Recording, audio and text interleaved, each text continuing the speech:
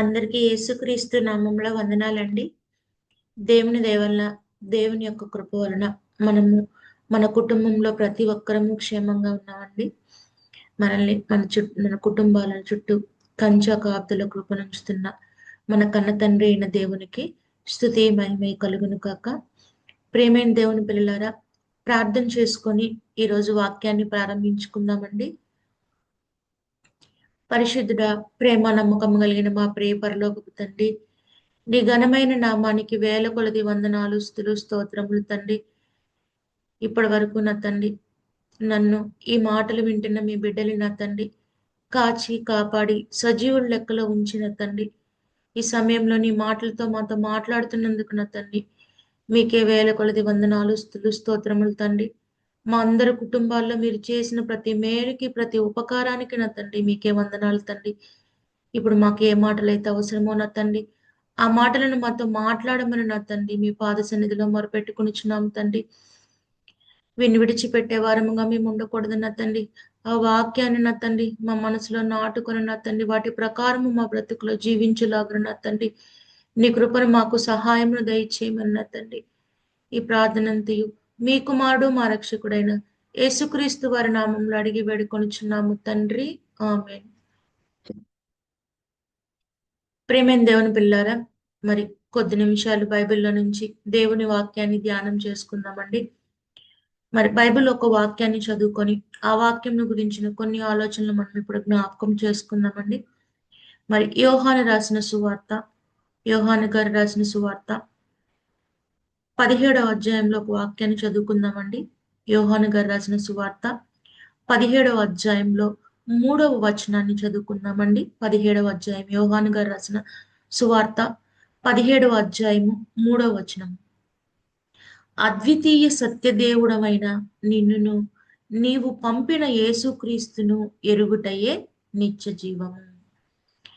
ప్రేమైన దేవుని పిల్లారా, ఈ మాటను మనము జ్ఞాపకం చేసుకున్నట్లయితే, మరి అద్వితీయ సత్యదేవుడమైన నిన్నును నీవు పంపిన యేసుక్రీస్తుని ఎరుగుటయే నిత్య జీవం అని చెప్పి మనకి ఇక్కడ అర్థమవుతుందండి. అంటే మన తండ్రి అయిన దేవుణ్ణి, అలాగే ఆయన కుమారుడైన యేసుక్రీస్తు వారిని గురించి ఎరగటమే నిత్య జీవం అంట. అంటే తండ్రిని, యేసుక్రీస్తు వారిని మనం ఎరిగితే మనకి నిత్య జీవం వస్తుందని చెప్పి దేవుడు ఈ వాక్యాన్ని బట్టి మనకు తెలియచేస్తున్నాడు. ప్రేమైన దేవుని పిల్లారా, ఆ వాక్యాన్ని చదవగానే మన యొక్క ఆలోచనలు ఎలా ఉంటాయంటే, మరి తండ్రిని యేసుక్రీస్తు వారిని ఎరిగితే చాలు మనకి నిత్య జీవం వచ్చేస్తుందని చెప్పి మనము అనుకుంటాం. ప్రేమైన దేవుని పిల్లారా, అది నిజమే. కానీ ఎరగటం అనే దాని విషయంలో మన యొక్క ఆలోచనలు, దేవుడు చెప్పిన వాక్యం ప్రకారం ఉన్న ఆలోచనలు మనము జ్ఞాపకం చేసుకోవాలి. ప్రేమైన దేవుని పిల్లారా, ఎరగటం అంటే క్రైస్తవులమైన ప్రతి ఒక్కరము ఎరుగుతాం. మన తండ్రి అయిన దేవుడు యెహోవాయే మన దేవుడు అని చెప్పి మనం తెలుసుకున్నాము. ఆయన కుమారుడైన యేసుక్రీస్తు వారిని మనం నమ్మాము. ఆయన గురించి ఎరిగిన వారిముగా, మరి నమ్మిన వారిముగా మనము బాప్తిస్మము తీసుకున్నాం. ప్రేమైన దేవుని పిల్లారా, ఇదంతా జరిగించింది నిత్య జీవాన్ని మనము పొందాలని, మరణించిన తరువాత మన పరలోకాన్ని పొందాలని చెప్పి, నిత్య జీవాన్ని పొందాలని చెప్పి, మరి మన తండ్రి అయిన దేవుణ్ణి నమ్మి, యేసుక్రీస్తు వారిని నమ్మి మనము బాప్తిస్మం తీసుకున్నాం. ప్రేమైన దేవుని పిల్లారా, మరి ప్రార్థన చేసుకుంటున్నాం, బైబిల్ చదువుకుంటున్నాం, మందిరానికి వెళుతున్నాం, వస్తున్నాము. ఈ వీటన్నిటిని బట్టి మనము జ్ఞాపకం చేసుకున్నది ఏంటంటే, ప్రేమైన దేవుని పిల్లారా, తండ్రి అయిన దేవుణ్ణి, యేసుక్రీస్తువుని మనము ఎరిగిన వారముగానే మన ఆలోచనలు మనము కలిగి ఉంటాం. ప్రేమైన దేవుని పిల్లారా, అసలు నిజంగా తండ్రిని, యేసుక్రీస్తు వారిని ఎరగటం అంటే ఏంటంటే, మనం ఒక ఉదాహరణకు ఒక ఆలోచన కనుక మనం ఆలోచిస్తే, ఈ లోకంలో మనము మన స్నేహితుల విషయంలో కావచ్చు, లేదా మరి ముఖ్యంగా మన కుటుంబ సభ్యుల గురించి మనం పూర్తిగా ఎరిగి ఉంటాం. ప్రేమైన దేవుని పిల్లారా, ఎరగటం అంటే వాళ్ళు చేసే ప్రతి పని మనకు తెలుస్తుంది, వాళ్ళ ఆలోచన మనకు తెలుసు, వాళ్ళ ఉద్దేశాలు మనకు తెలుసు. ఏదైనా ఒక సందర్భం జరిగినప్పుడు వాళ్ళ నోటిలో నుంచి ఆ మాట రాకముందే వాళ్ళు ఏం ఆలోచిస్తారో, వాళ్ళు ఏం చేయాలనుకుంటారో కూడా ముందే మనము తెలుసుకుంటాం. ప్రేమైన అంటే ముందే మనకు తెలిసిపోతుంది.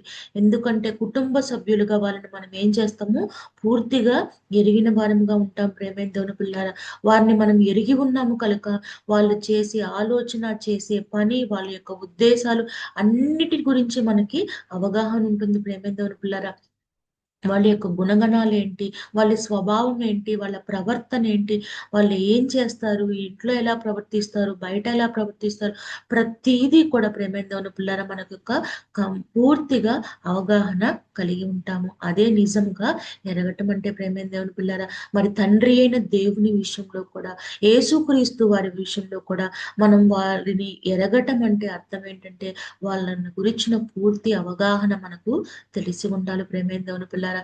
క్రైస్తవులమైన మనల్ని ఎవరైనా తండ్రి గురించి కానీ, యేసుక్రీస్తు వారి గురించి కానీ ఒక ప్రశ్న అడిగినప్పుడు సమాధానము చెప్పగలిగే వారముగా ఉండాలి. మరి యేసుక్రీస్తు వారు కావచ్చు, తండ్రి కావచ్చు, మరి వాళ్ళ యొక్క గుణగణాలు ఎలా ఉంటాయి, వాళ్ళ స్వభావం ఏంటి, వాళ్ళ ఉన్న పరిశుద్ధతను మనము తెలిసిన వారముగా ఉండాలి. వాళ్ళ ఉద్దేశాలను తెలిసిన వారముగా ఉండాలి. వాళ్ళ ఆలోచనలు తెలిసిన వారముగా ఉండాలి. వాళ్ళు మనతో ఏం మాట్లాడుతున్నారు, మనకి ఏం చెప్పాలనుకుంటున్నారు, మనం ఎలా ప్రవర్తించాలని వారు కోరుకుంటున్నారు, వీటన్నిటినీ కనుక మనం తెలుసుకుంటేనే మనము తండ్రిని యేసుక్రీస్తు వారిని ఎరిగినట్టు ప్రేమైన దేవుని పిల్లారా. అవన్నీ మనము బైబిల్‌ని పూర్తిగా క్షుణ్ణంగా పరిశీలించినప్పుడే మనకు అర్థమవుతుంది ప్రేమైన దేవుని పిల్లారా. మరి బైబిల్‌ని తీసుకొని మరి ఏదో రోజు మరి బైబిల్‌ని 4 అధ్యాయాలు, 4 వచనాలు ఏదో అలా చదువుకుంటూ పోతే మనకు అర్థం కాదు కానీ, ప్రతి ఒక్క వాక్యాన్ని మనం అర్థం చేసుకొని క్షుణ్ణముగా ఆలోచించి పరిశీలించినప్పుడు వాళ్ళని గురించిన పూర్తి అవగాహన, పూర్తిగా వాళ్ళని ఎరగటానికి సాధ్యమవుతుంది ప్రేమైన దేవుని పిల్లారా. యేసుక్రీస్తు వారు ఎలా పుట్టారు, పుట్టాక ఆయన చెప్పిన ప్రతి మాటలు, ఆయన యొక్క ఆలోచన మనకు తెలుస్తుంది ప్రేమైన దేవుని పిల్లారా. ఆయన స్వభావం తెలుస్తుంది. ఆయనకున్న ఓపిక, ఆయనకున్న సహనము, ఆయనకున్న ఉద్దేశాలు, మరి పరిశుద్ధత, మరి ప్రతి దేవుని మాటల గురించి చెప్పే విషయంలో జ్ఞానము, వీటన్నిటిని గురించి పూర్తి అవగాహన ఉన్నప్పుడే మనం వాళ్ళను పూర్తిగా ఎరిగినట్టు ప్రేమైన దేవుని పిల్లారా. క్రైస్తవులమైన మన దగ్గర నుంచి తండ్రి గురించి, యేసుక్రీస్తు వారి గురించిన ప్రతి ప్రశ్నకు సమాధానం ఉన్నప్పుడే మనం వారిని ఎరిగిన వారంగా ఉంటాం ప్రేమైన దేవుని పిల్లరా. అటువంటి అటువంటి గొప్ప భాగ్యము, ధన్యత దేవుడు మనందరికీ దయచేయాలి ప్రేమైన దేవుని పిల్లారా. యేసుక్రీస్తుని తండ్రిని ఎరిగిన వారముగా ఉండి, ఒక పత్రికల వలె క్రీస్తుకు ఒక పత్రిక మాదిరిగా మనం ఉండాలని చెప్పి పౌలు గారు మాట్లాడిన వాక్యం కూడా మన కొరింథీయుల పత్రికలో ఉంటది. మనం ఒక పత్రికగా మారాలంటే యేసుక్రీస్తు వారి గురించిన, తండ్రిని గురించిన ప్రతి విషయం మనలో కనపడాలి. మన ప్రవర్తన ద్వారా, ఆలోచన ద్వారా, మాట ద్వారా ఎదుట వారికి కనిపించేలా ఉండాలి ప్రేమైన దేవుని పిల్లారా. అప్పుడే మనకి నిత్య జీవం అనేది లభిస్తుంది ప్రేమైన దేవుని పిల్లారా. అటువంటి మరి గొప్ప జ్ఞానమును, అటువంటి భాగ్యమును దేవుడు మనందరికీ దయచేయాలని ప్రేమతో కోరుకుంటూ ఈ మాటలు ముగిస్తున్నానండి. ఇంకా ఎవరైనా జూడిత్ సిజి ఛానల్‌ను సబ్స్క్రైబ్ చేసుకున్నట్లయితే ఈ ఛానల్‌ను సబ్స్క్రైబ్ చేసుకోవాల్సిందిగా ప్రేమతో కోరుకుంటున్నామండి. అలాగే మీ బంధువులకి, స్నేహితులకి, మీకు తెలిసిన వాళ్ళందరికీ ఈ మెసేజెస్‌ని షేర్ చేయవలసిందిగా ప్రేమతో కోరుకుంటున్నామండి. అందరికీ వందనాలు.